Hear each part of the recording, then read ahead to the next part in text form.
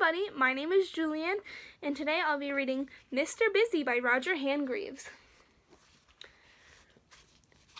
There has never been anybody quite like Mr. Busy. He could do things 10 times as fast as you or I could. For instance, if he was reading this book by now, he'd have finished it. He lived in a very busy-looking house which he'd built himself. As you can see, it had lots of doors and windows, and do you know what it was called? Weekend Cottage. Do you know why?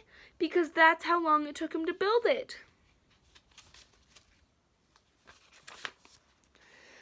One fine summer morning, Mr. Busy was up bright and early at 6 o'clock.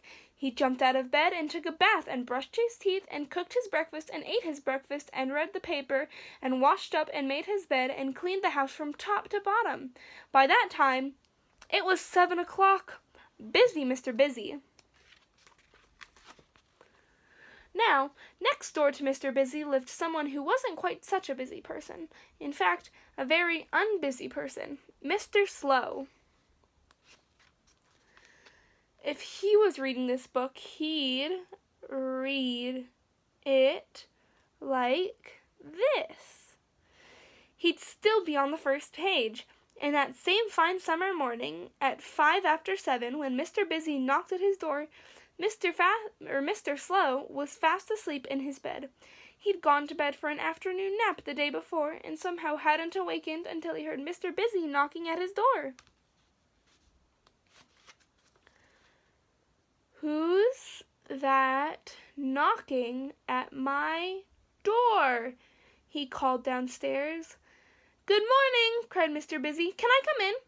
And without waiting for an answer, he went inside. "Where are you?" he called. "Upstairs," came the slow reply. So Mr. Busy went up the steps, 2 at a time. "Good heavens," he said, "you're still in bed?"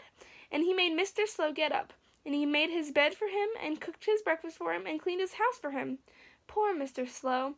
He hated to be rushed and fussed over. "Okay," said Mr. Busy briskly. "It's a fine day. Let's go on a picnic." Mr. Slow made a face. "I don't like picnics," he complained. "Nonsense," replied Mr. Busy, and busied himself in Mr. Slow's kitchen making a picnic lunch for the two of them. It took him a minute and a half. "Okay," he cried when he'd finished. "Off we go!" And he hurried Mr. Slow out of his front door, and off they went. As you can imagine, Mr. Busy walks extremely quickly, and as you can imagine, Mr. Slow doesn't. So by the time Mr. Busy had walked a mile, do you know how far Mr. Slow had walked? To his own garden gate. Mr. Busy hurried back. "Come on," he cried impatiently. "Hurry up."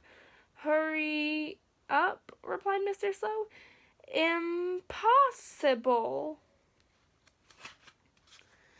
Oh, all right," said Mr. Busy. "We'll have a picnic in your garden." "Wait a minute, though," he added. "The grass needs cutting." And he rushed back to Weekend Cottage, and rushed back again with his lawnmower, and rushed up and down, cutting Mr. Slow's lawn. It took him 2.5 minutes. It would have taken him 2 minutes, but he had to mow around Mr. Slow, who couldn't get out of the way in time. "Okay," cried Mr. Busy, "picnic time!" And together on that fine summer day they had a fine picnic. Well, actually, Mr. Busy had a finer picnic than Mr. Slow, because he ate more quickly and had most of the food. Mr. Busy stretched out on the grass. "That was fun," he said. "I like picnics." "You do." "I don't," said Mr. Slow. "Tell you what," went on Mr. Busy, ignoring him. "Tomorrow we'll go on a real picnic, out in the country." Mr. Slow made a face. "And," went on Mr. Busy, "in order to do that and get you out into the country, I'll have to call for you earlier than I did this morning." Mr. Slow made another face. "See you tomorrow, then," said Mr. Busy, and went home and cleaned his house from bottom to top.